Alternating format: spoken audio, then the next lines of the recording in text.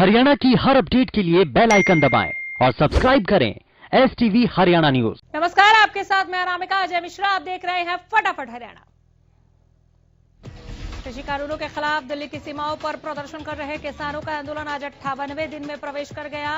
आंदोलन जारी है। किसानों ने सरकार के प्रस्ताव को ठुकराते हुए आंदोलन जारी रखने का ऐलान किया। आज दोनों पक्षों के बीच 12वें दौर की बैठक जारी।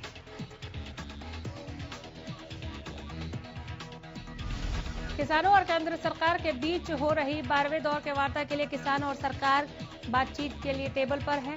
वहीं आज फिर किसानों और पुलिस के बीच ट्रैक्टर रैली को लेकर बैठक की गई, लेकिन हर बार की तरह इस बार की बैठक भी बेनतीजा रही।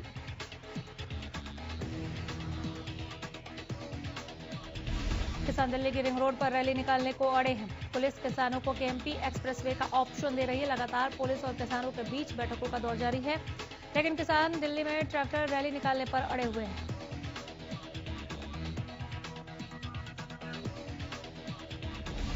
छब्बीस जनवरी को किसानों के ट्रैक्टर रैली से पहले दिल्ली पुलिस ने टीकरी बॉर्डर पर सुरक्षा बढ़ा दी है। पुलिस ने बॉर्डर पर सीमेंटेड बैरिकेड के साथ साथ क्रेन और कंटेनर से सड़क को सील कर दिया है। लगातार दिल्ली पुलिस किसानों को दिल्ली से बाहर परेड निकालने के लिए मना रही है।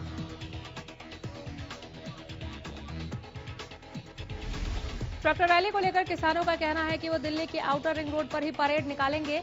इस बीच टीकरी बॉर्डर पर गांवों से ट्रैक्टर और जेसीबी भी आनी शुरू हो गई है। वहीं भारतीय किसान यूनियन एकता के प्रधान जोगेंद्र सिंह ने कहा कि संयुक्त मोर्चा की बैठक में सरकार का प्रस्ताव खारिज कर दिया गया।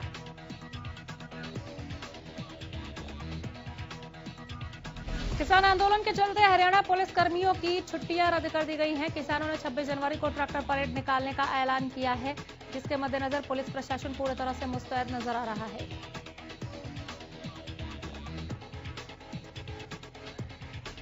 फतेहाबाद में भी किसानों का कृषि कानूनों के खिलाफ लगातार धरना जारी है। किसानों के धरने में कांग्रेस प्रदेश अध्यक्ष कुमारी शैलजा ने शिरकत की। इस दौरान कुमारी शैलजा ने 26 जनवरी को होने वाली ट्रैक्टर रैली का समर्थन किया।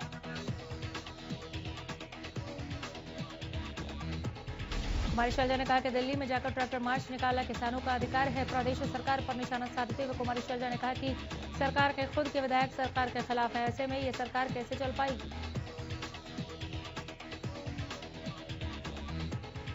कुमारी शैलजा ने कहा कि कांग्रेस लगातार किसानों के साथ है और किसान आंदोलन का समर्थन करती है। गुरनाम सिंह चडूनी की कांग्रेस के साथ बातचीत के सवाल पर कुमारी शैलजा ने कहा कि हमने किसी के साथ बंद कमरे में कोई बातचीत नहीं की। कांग्रेस ने हमेशा किसानों से खुले में बात की है।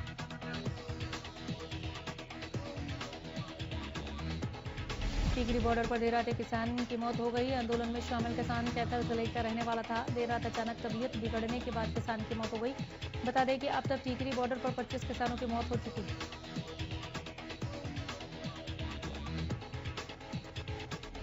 अंबाला के शंभू टोल प्लाजा पर एक रिक्शा चालक पूरे देश का भ्रमण करके किसान आंदोलन का समर्थन करने पहुंचा। ये रिक्शा चालक दूसरी पास है, लेकिन इसके हौसले इतने बुलंद है कि अभी इसने 3 किताबें अभी तक लिख दी है। ये रिक्शा चालक शहीदों का पूरा इतिहास जानता है। किसान मूवमेंट के बारे में लोगों की क्या राय है, जानने के लिए रिक्शा चालक ने पूरे देश का भ्रमण किया और फिर किसानों का समर्थन करने के लिए आंदोलन में शामिल हुआ। शंभू बॉर्डर टोल प्लाजा पर पहुंचे रिक्शा चालक और लेखक विजय शर्मा का किसानों ने जोरदार स्वागत किया, साथ ही उनके इस हौसले को भी सलाम किया।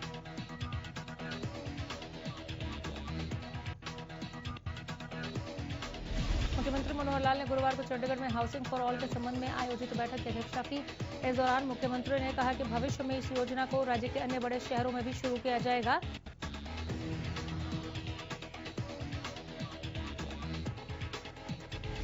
उन्होंने कहा कि सरकार का लक्ष्य शहरी क्षेत्रों में स्लम क्षेत्र में रहने वाले लोगों को सस्ती आवास सुविधाएं देना है। मुख्यमंत्री ने निर्देश दिए कि पुनर्वास योजना हाउसिंग फॉर ऑल विभाग द्वारा तैयार की जाएगी।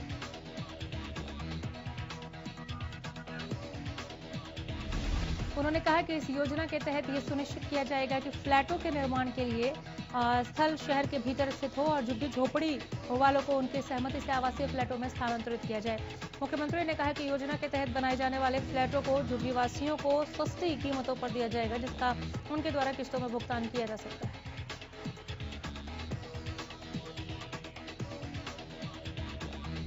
भारत में ऑस्ट्रेलिया के उच्चायुक्त ने हरियाणा के साथ कृषि, पशुपालन, डेयरी, खेल, कौशल विकास और होटल मैनेजमेंट क्षेत्र में सहयोग करने के लिए विशेष रुचि दिखाई है। भारत में ऑस्ट्रेलिया के उच्चायुक्त ने मुख्यमंत्री मनोहर लाल के साथ एक बैठक की।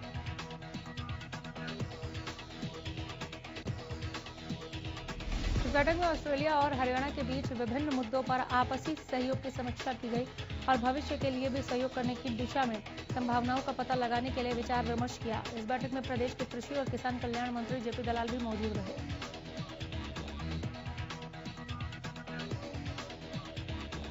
मुख्यमंत्री मनोहर लाल के साथ बैठक के दौरान ऑस्ट्रेलिया के उच्चायुक्त ने कहा कि खेल अनुसंधान के क्षेत्र में हरियाणा के साथ ऑस्ट्रेलिया की विशेषज्ञता को साझा करने के लिए संभावनाएं तलाशी जाएंगी। वहीं मुख्यमंत्री ने कहा कि हरियाणा खेल, कौशल और कृषि में अग्रणी राज्य है। उन्होंने इस दिशा में द्विपक्षीय संबंधों को और मजबूत करने के लिए ऑस्ट्रेलिया से सहयोग करने का आग्रह किया। हरियाणा विद्यालय शिक्षा बोर्ड ने 2 और 3 जनवरी को ही हरियाणा अध्यापक पात्रता परीक्षा यानी स्टेट 2020 का परिणाम महज 18 दिनों में घोषित कर दिया है। परिणाम बहुत ही निराशाजनक रहा। सिर्फ 5.33% परीक्षार्थी पास हुए, जबकि 94.67% परीक्षार्थियों को निराश होना पड़ा। ये फेल हो गए। लेवल 1 पीआरटी में सबसे अधिक 7.04% परीक्षार्थी पास हुए। लेवल 2 टीजीटी में 5.15, लेवल 3 पीजीटी में 4.07% ही पास हुए। पिछली बार की तुलना में तीनों ही लेवल का परिणाम गिरा है।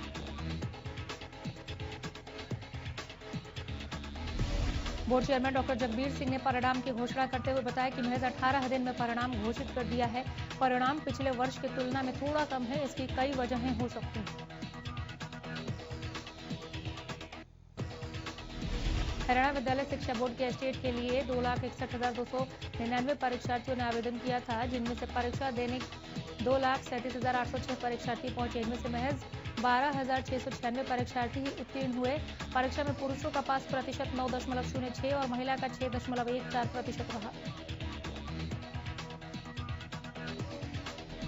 अंबाला में टांगरी नदी के बांध के पास निर्माणाधीन मकान का लेंटर गिरने से एक मजदूर की मौत हो गई। बताया जा रहा है कि हादसा उस वक्त हुआ जब तीनों मजदूर काम कर रहे थे। घायल मजदूर का कहना है कि वो अपने साथियों के साथ काम कर रहा था, तभी मकान का लेंटर गिर गया। लेंटर गिरने से 3 मजदूर मलबे में दब गए। तीनों मजदूरों को अंबाला छावनी अस्पताल में भर्ती करवाया गया, जहां एक मजदूर की इलाज के दौरान मौत हो गई। बहरहाल पुलिस ने ठेकेदार के खिलाफ मामला दर्ज करते हुए जांच शुरू कर दी है।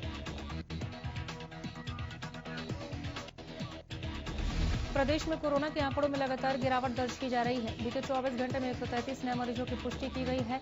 गुरुग्राम में 39 और फरीदाबाद में 15 नए मामले सामने आए। इसी के साथ पंचकुला में 20 और यमुनानगर में 9 नए केस सामने आए हैं।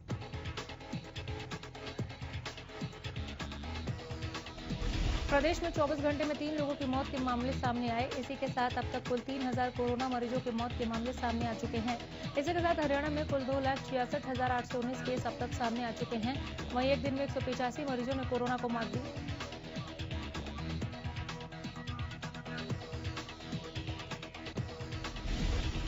जम्मू कश्मीर में पाकिस्तान की ओर से किए गए सीज फायर के उल्लंघन के दौरान एक भारतीय सैनिक शहीद हो गए। शहीद निर्मल सिंह सेना में सीनियर हवलदार थे और अंबाला शहर के जनसुई गांव के रहने वाले थे। निर्मल सिंह के शहीद होने की खबर जैसे उनके गांव पहुंची तो शहीद के गांव में मातम पसर गया।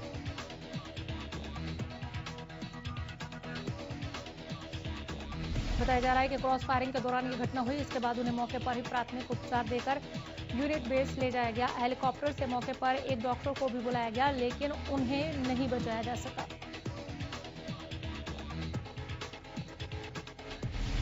परिवार में उनकी पत्नी के अलावा 5 साल की बेटी और 3 साल के बेटे के अलावा एक शारीरिक रूप से अक्षम भाई भी है।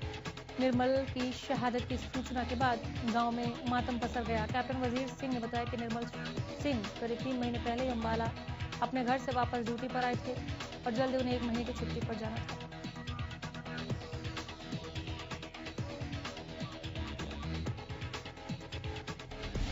रेवाड़ी का डबल फाटक रेलवे अंडरपास का काम पिछले 2 सालों से अधर में लटका हुआ है। करीब 2 साल पहले पूर्व केंद्रीय राज्य मंत्री राव इंद्रजीत सिंह ने इसका शिलान्यास किया था, लेकिन अभी तक ये काम पूरा नहीं हुआ, जिसके कारण आम जनता को काफी परेशानी का सामना करना पड़ रहा है।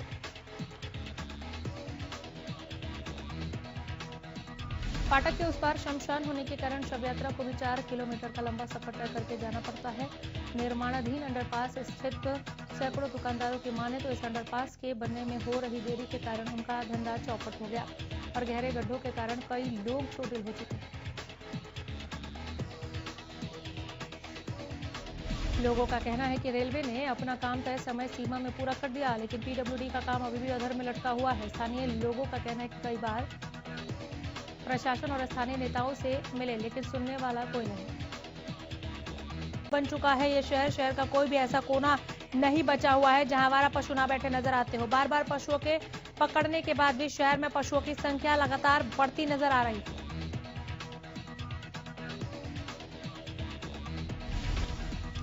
गोहाना की सब्जी मंडी में आवारा पशुओं के कारण लोग काफी परेशान है। गोहाना की सब्जी मंडी की इस तरह एनजीटी के आदेशों की सरेआम धज्जियां उड़ाई जा रही है। जगह जगह पर कचरा पड़ा हुआ है, साथ ही आवारा पशु इधर उधर घूम रहे हैं। बताया जा रहा है कि नगर पालिका और एसडीएम कार्यालय में शिकायत करने के बाद भी अभी तक कोई समाधान नहीं हुआ।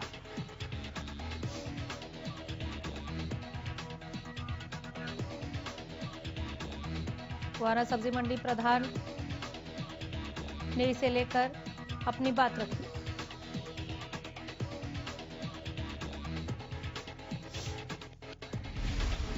सब्जी खरीदने आए व्यक्ति ने बताया कि पूरे गोहाना शहर में पिछले कई दिनों से आवारा पशुओं के भरमार हो रही है, जिसके चलते कई दिनों से कोई ना कोई हादसा होता रहता है। कई बार इसकी शिकायत की गई, लेकिन अभी तक कोई समाधान नहीं हुआ।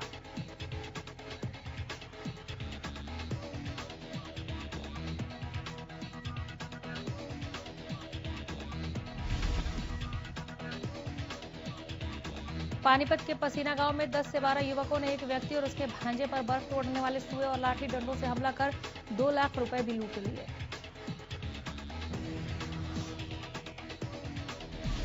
आपको बता दें कि समालखा उपमंडल के गांव छठीपुर के प्रेमराज ने पुलिस को शिकायत दी है कि 14 जनवरी को रविंद्र ठेकेदार और 2 युवक उसके कार्यालय में आए और उनमें पैसों के लेन देन को लेकर झगड़ा हो गया, जिसके बाद वहां मौजूद लोगों ने समझौता कराकर उन्हें वापस भेज दिया।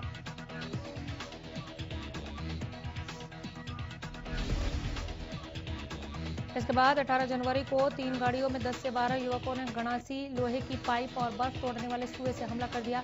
इसके साथ ही वो लोग 2 लाख रुपए और मोबाइल लूट कर भी फरार हो गए। ये पूरी वारदात सीसीटीवी में कैद हो गई। फिलहाल पुलिस जांच कर रही है। 2 आरोपियों पर केस दर्ज कर जांच हो चुकी है। सिरसा के अग्रसेन कॉलोनी में गुरुवार रात एक कपड़ा व्यापारी से लूट की वारदात को अंजाम दिया गया है। बदमाश व्यापारी की आंखों में मिर्ची डालकर व्यापारी से करीब 1 लाख रुपए लेकर चंपत हो गए। पूरी वारदात मामले के सीसीटीवी में कैद हो गई। सूचना पाकर मौके पर पहुंची पुलिस ने मामला दर्ज कर आरोपियों की तलाश शुरू कर दी।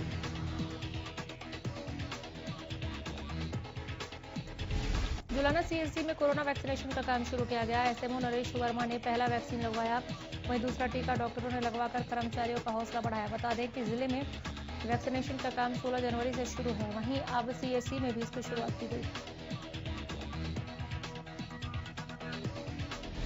फ्रंट लाइन पर काम करने वाले कर्मचारियों और अधिकारियों को ये वैक्सीन लगाई जा रही है, जिसमें डॉक्टर, स्टाफ नर्स, आशा वर्कर, आंगनबाड़ी वर्कर और सफाई कर्मचारी भी शामिल हैं।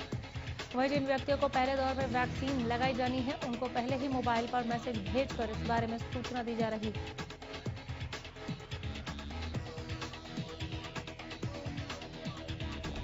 प्रदेश में बड़ा प्रशासनिक फेरबदल किया गया। कई आईपीएस अधिकारियों के तबादले किए गए। अजीत सिंह एएसपी, सफेदों को एसपी बनाकर भिवानी भेजा गया। वहीं वरुण सिंगला को एसपी तो शाम से डीसीपी बनाकर मानेसर भेजा गया। कैथल के गांव हरसौला में नाथूराम सेठ की पुरानी हवेली से चांदी के सिक्के निकले हैं। जैसे इस बात की सूचना ग्रामीणों को मिली तो सभी पुरानी हवेली की ओर दौड़ पड़े। पुरानी हवेली से खुदाई के दौरान निकले चांदी के सिक्कों ने खुदाई करने वालों के साथ साथ ग्रामीणों को भी मालामाल बना दिया।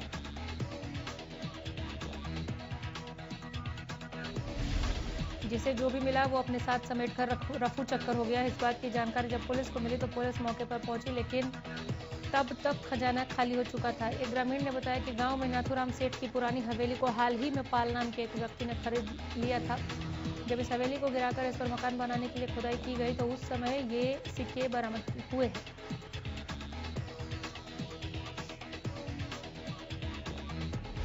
भजनों से लोगों के दिल में राज करने वाले भजन सम्राट नरेंद्र चंचल का 80 साल की उम्र में निधन हो गया। नरेंद्र पिछले लंबे समय से बीमार चल रहे थे। पिछले 3 दिनों से उनका इलाज दिल्ली के अपोलो अस्पताल में चल रहा था।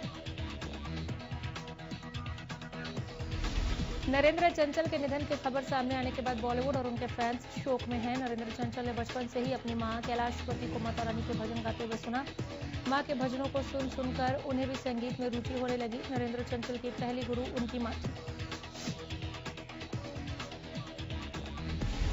सोना के कासवाड़ा वार्ड नंबर 14 में लूटपाट के इरादे से घर में घुसे अज्ञात हमलावरों ने बुजुर्ग महिला पर हमला कर दिया। हमले में गंभीर रूप से घायल 64 वर्षीय बुजुर्ग महिला को इलाज के लिए गुरुग्राम के एक निजी अस्पताल में भर्ती कराया गया। बता दें कि बुजुर्ग महिला के पति की 6 साल पहले ही मौत हो चुकी है। वहीं महिला का बेटा और बेटी दोनों ही दूसरे देश में रहते हैं। फिलहाल पुलिस और फॉरेंसिक टीम जांच में जुट गई है। दरअसल वारदात के दौरान बुजुर्ग महिला घर में अकेली थी। गुरुग्राम पुलिस ने लूटपाट करने वाले 4 लोगों को गिरफ्तार किया है। गिरफ्तार बदमाशों पर दर्जनों लूट और डकैती की वारदातें दर्ज हैं। बदमाशों ने ओल्ड डीएलएफ इलाके में बीते 2 से 3 सालों में 3 से 4 गन पॉइंट पर लूट की वारदातों को अंजाम दिया। क्राइम यूनिट ने वारदात में शामिल 4 डकैतों को गिरफ्तार कर मामले का खुलासा किया। फिलहाल यहीं रुकेंगे। नमस्कार।